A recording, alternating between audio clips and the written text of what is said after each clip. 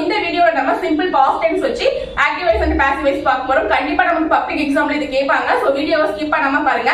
அதுக்கு முன்னாடி ஒரு சின்ன விஷயம், நீங்க ஃபியூச்சர்ல இன்ஜினியரிங் படிக்க போறீங்க, அக்ரி படிக்க போறீங்க, அதுவும் 7.5 ரிசர்வேஷன், அதாவது கவர்மெண்ட் ஸ்கூல் பிள்ளைங்களா இருக்கீங்க அப்படின்னா நீங்க வந்து ஃபுல் ஃப்ரீயா படிக்கலாம். சரிங்களா? உங்களுக்கான அந்த இடஒதுக்கீடு அப்படின்றத கவர்மெண்ட் கொடுத்துட்டாங்க. சோ அதை எப்படி முறையா பயன்படுத்திக்கிறது அப்படின்ற கைடன்ஸ் உங்களுக்கு வேணும் அப்படின்னா நம்மளுடைய வாட்ஸ்அப் குரூப்ல ஜாயின் பண்ணிக்கோங்க. லாஸ்ட் இயர் நம்மளுடைய கைடன்ஸ்ல 100+ ஸ்டூடெண்ட்ஸ் வந்து ஃபுல் ஃப்ரீயா ஜாயின் பண்ணிருக்காங்க. ஓகேவா? 4 வருஷமா உங்களுக்கு food free, hostel free, college fees free, எல்லாமே ஃப்ரீ. ஓகேங்களா? அதை பத்தி ஏ டு Z நான் உங்களுக்கு எக்ஸ்பிளைன் பண்றேன். நம்மளுடைய குரூப்ல ஜாயின் பண்ணிக்கோங்க. ஓகே, வாங்க நம்ம கண்டென்ட் போலாம். So active voice and passive voice, active voice passive voice மாத்திர ஃபார்முலா வந்து நான் ப்ரீவியஸ் வீடியோலயே சொல்லியிருந்தேன். Object plus be form verb plus past participle verb 3 plus by plus subject. ஓகேங்களா? இதுதான் ஃபார்முலா.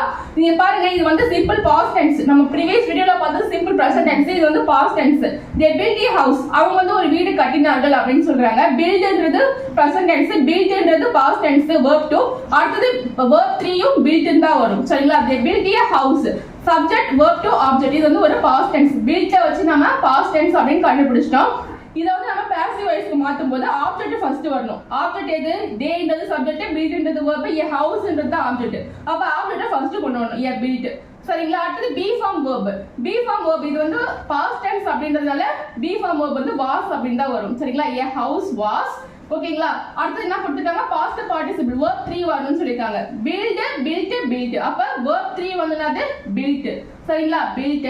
ஃபார்முலால இருக்கக்கூடிய பை அப்படியே வந்துரும். சப்ஜெக்ட் தேன்றது ஃபைனலி வரும்போது பாசிவ் வாய்ஸ்ல தம்மா மாறிடும். சரிங்களா? So they built a house, அவங்க வந்து அவர்கள் ஒரு வீடு கட்டினார்கள் அப்படின்றது ஒரு வீடு அவர்கள் கட்டப்பட்டது. சரிங்களா?